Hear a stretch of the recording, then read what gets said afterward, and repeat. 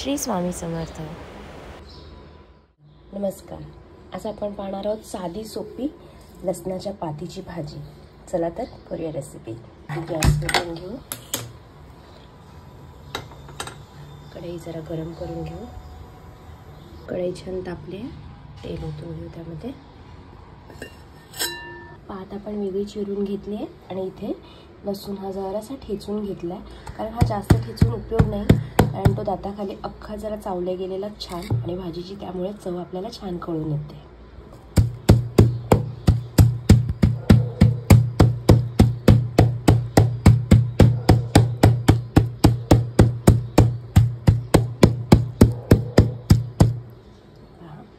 हलकंसं ठेचलेलं आहे मी. तेल गरम झालेलं आहे. थोडंसं जिरं टाकून बघूया आपण. जिरं तडतडलं आहे. थोडंसं हिंग घालू. कढीपत्त्याचे पानं घालून घेऊ. मिरची तडतडली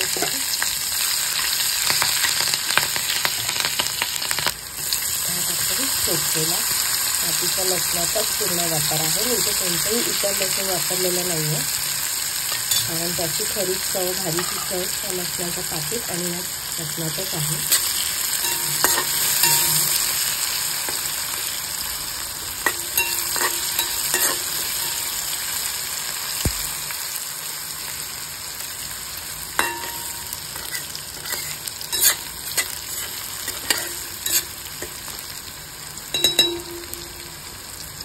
कांदा घालून घेऊ.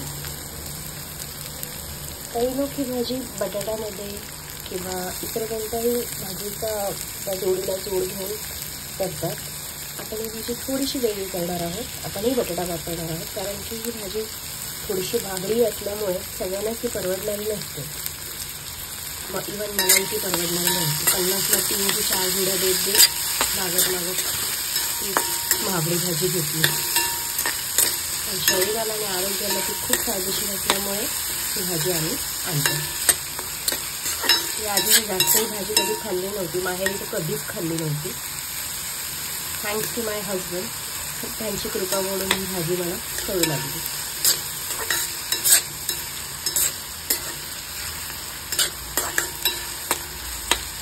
कांदा छान परतून घेऊ.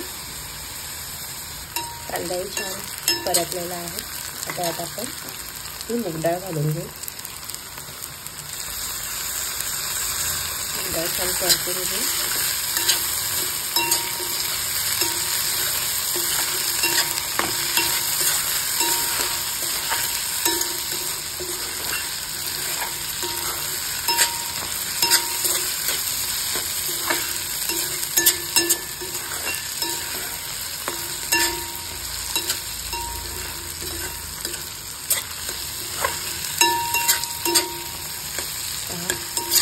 टाकल्यामुळे वेगळीचा रंग आलेला आहे भाजीला. आता यात आपण बटाटे घालून घेऊ. तुम्ही जर ही भाजी डाळीसोबत जरी नुसती केली तर त्यामध्ये भाजीची क्वांटिटी जास्त लागेल, म्हणजे आपली लसणाची पात जास्त लागेल. आणि नुसती डाळी जरी केली तरी ती खूप सुंदर लागते. मी थोड्याशा क्वांटिटीमध्ये ती करून पाहिली होती.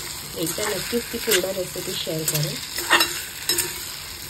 भाजीचा रिअल रंग हा तोच आवडतो, पण नो ऑप्शन, कारण की थोडी भाजी अट्रॅक्टिव्ह दिसावी आणि चवीलाही चांगली लागावी म्हणून थोडीशी हळद. बघा आला ना वेगळा रंग. आणि आपली धने जिरे पूड आणि भाजीला छान चव येते.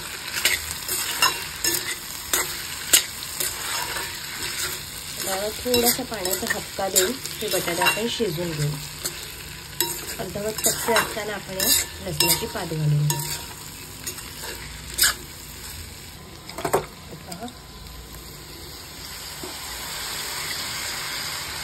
हलका पाण्याचा हपका देऊन आता झाकून घेऊ.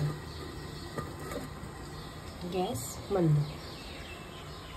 चला रेसिपी बघूया आपली काय म्हणते. इथे बघा, आता चेक करूया आपण आपली भाजी शिजली की नाही. येस, बटाटा शिजला बऱ्यापैकी. आता यामध्ये आपण आपल्या भाजीचा खजिना म्हणजे लसणाची पात घालून घेऊ.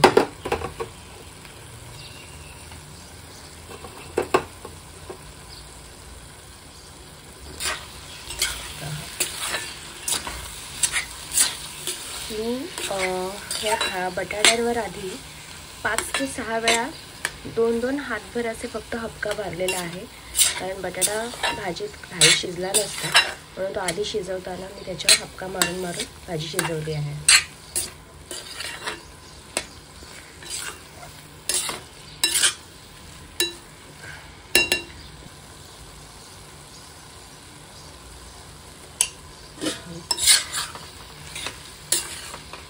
पुन्हा एक 5 मिनिटं आपण ही भाजी झाकून शिजवून घेऊ, कारण पात आता शिजायला गरजेची आहे.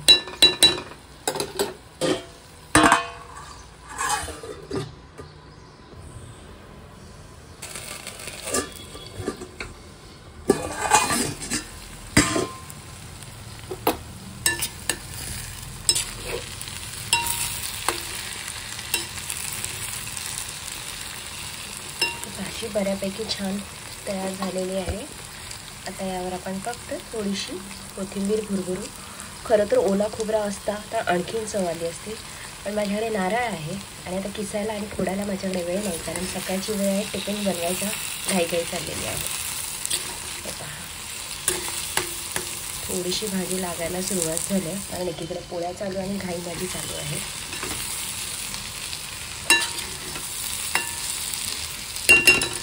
चला, भाजी फार छान सुगंधित तयार झालेली आहे.